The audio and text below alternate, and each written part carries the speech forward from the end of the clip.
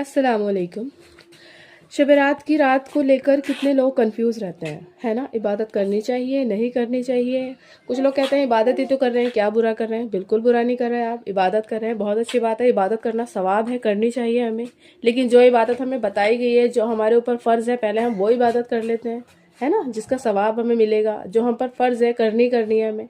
लोग क्या करते हैं, पूरे साल अपनी अपनी उन नमाज़ों पे तो ध्यान देंगे नहीं, अपनी जो फ़र्ज़ नमाज़ें हैं उन्हें तो अदा करेंगे नहीं। इस एक रात का इंतज़ार करते हैं और उस रात इबादत करते हैं, जिसका इस्लाम में कहीं से कहीं तक साबित नहीं है, कोई जिक्र नहीं है। आप मेरी बात मत मानिए, आप गूगल करिए, आप कलाम पाक में पढ़िए, आप कहीं से कहीं तक आप निकाल के देख लीजिए। इस रात का कोई जिक्र नहीं है इबादत का, इस रोज़े का कहीं से कहीं तक कोई जिक्र नहीं है।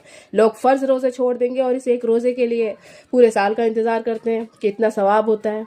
देखिए, सवाब हमें अगर चाहिए तो हमें जो हमारी फ़र्ज़ इबादत है, हमें पहले वो मुकम्मल करनी होगी, है ना, जो अल्लाह ने हमें बताई है। इस्लाम में हर चीज़ का वक्त बताया गया, हर चीज़ का आपको कलाम पाक में दिया गया है। ऐसा भी तो हो सकता था इस्लाम में कि आपको 5 वक्त की नमाज पढ़नी है जी, आप दिन में किसी भी वक्त पढ़ सकते हैं। ऐसा नहीं है ना, वक्त मुकर्रर है ना हर चीज़ का।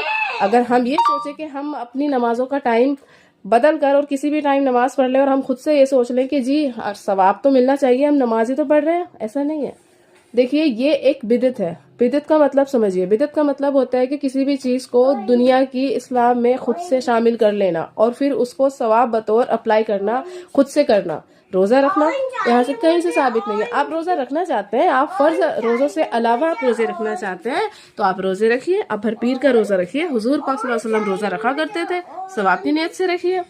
आप इबादत करना चाहते हैं, आप अपनी सारी जो फ़र्ज नमाज़ें हैं वो अदा करिए, आप तहज्जुद गुजार बन जाइए, आपकी दुनिया संवर जाएगी।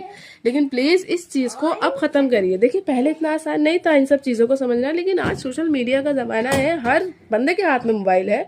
अब मेरी बात मत मानिए, आप गूगल करिए, आप किसी बड़े से बड़े आलिम से पूछ लीजिए, इस रात का कहीं जिक्र नहीं है। और जब ये बात इतनी आम हो गई है कि हर इंसान इस चीज़ को जान सकता है, तो इसे अब ख़त्म करिए। चाहे आप सालों से इबादत करते आ रहे हैं इस रात, चाहे आप सालों से रोज़ा रखते आ रहे हैं, लेकिन अब मत करिए। अपनी जो फ़र्ज़ इबादत है उस पर पहले ध्यान दीजिए। अस्सलाम वालेकुम।